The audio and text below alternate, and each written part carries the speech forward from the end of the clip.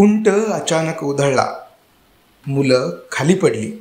अहमदनगरमध्येही धक्कादायक घटना घडली आहे. याचा व्हिडिओ सध्या सोशल मीडियावर चांगलाच व्हायरल होतोय. सविस्तर असं की अहमदनगर शहरातील जे गल्लीमध्ये लहान मुलांना उंटावर बसून फिरवले जात होते. दरम्यान नारळाची हातगाडी जात होती. मग काय, उंटाच्या पायाला धक्का लागला आणि उंट उधळला. त्याने थेट उड्याच मारायला सुरुवात केली आणि तो तिथून धावत जाऊ लागला.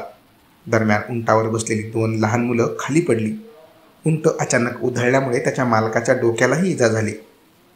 तसेच खाली पडलेल्या 2 मुलांपैकी एक मुलगा किरकोळ जखमी देखील झाला.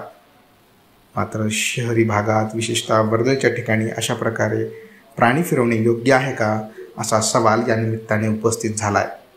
नक्की काय घडलं, सविस्तर जाणून घेण्यासाठी संपूर्ण व्हिडिओ नक्की पहा.